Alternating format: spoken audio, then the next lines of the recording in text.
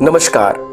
आज की यह वीडियो आप लोगों के लिए बहुत ही प्रभावशाली होने वाली है, क्योंकि जो वीडियो मैं आप लोगों के सामने लेकर आया हूं, ये बहुत लोगों के मन में शंका रहती है और मुझे कई लोगों ने कमेंट बॉक्स पर पूछे हैं, क्या जब हम शिवलिंग में जल चढ़ाते हैं, जलाभिषेक करते हैं, तो शिवलिंग में हम जब जल चढ़ाते हैं, शिवलिंग में जल चढ़ाने के बाद जो जल शिवलिंग से नीचे की ओर आता है, क्या वह शिवलिंग का जो जल है उसका पान उसको पीना चाहिए या नहीं।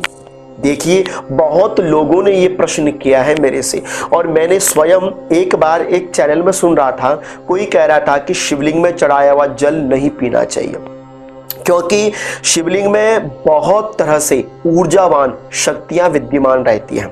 यह बात भी सत्य है, लेकिन उन्होंने कहा कि जल नहीं पीना चाहिए। यह बात गलत कही है। मैं आपको प्रमाण के माध्यम से यह सिद्ध कर सकता हूं, शिवलिंग पर चढ़ा हुआ जल आचमन के रूप में, जैसे थोड़ा सा आचमन हम पान करते हैं, उस आचमन के रूप में लेने से इंसान के जन्म जन्मांतरों के पाप, कष्ट, रोग, दोष, भय, पीड़ाएं विमुक्त हो जाती है, दूर हो जाती है। अब मुझे यह समझ में नहीं आया कि यह क्यों और किस लिए कह दिया। कई बार मैंने लोगों के मुख से सुना है कि शिवलिंग पर जो जल चढ़ाया जाता है उसको पीना नहीं चाहिए। अब मैं आपको शिव पुराण के विद्वेश्वर संहिता का यह प्रमाण दे रहा हूं। आप उस श्लोक को ध्यान पूर्वक देखिए और समझिए, क्योंकि मेरा एक ही है लक्ष्य, ना इसकी ना उसकी, मात्र केवल शास्त्रों का पक्ष। देखिए स्पष्ट रूप से क्या लिखा है, तो देखिए विद्वेश्वर संहिता में यह श्लोक प्रमाणित करता है क्या शिवलिंग में चढ़ाया हुआ जल पान करना चाहिए या नहीं। तो देखिए श्लोक प्रमाण आपके सामने है, लिखा है, स्नापयित्वा विधानेन यो लिंगः नपनोदकम त्रिपिबेत त्रिविधम पापम तस्ये यासु विनश्यति। विद्वेश्वर संहिता के 22वें अध्याय के 18वें श्लोक में यह बताया गया है। तो अब आपने ध्यानपूर्वक इस श्लोक को समझ लिया।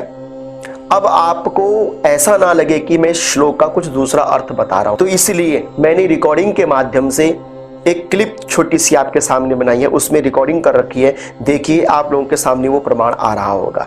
आप ध्यानपूर्वक देखिए, आप लोगों के सामने वो प्रमाण आ रहा होगा जिसमें स्पष्ट कहा गया है कि शिवलिंग पर जो जल चढ़ाते हैं उस जल को त्रिपिबेत 3 बार पीने से 3 प्रकार के पाप, कायिक, वाचिक और मानसिक, यह तीनों प्रकार के पाप और तीनों प्रकार के ताप, आदि भौतिक, आदि दैविक और आध्यात्मिक, इन तीनों तापों का शमन हो जाता है। तो ये प्रमाण आपके सामने आप देख रहे होंगे।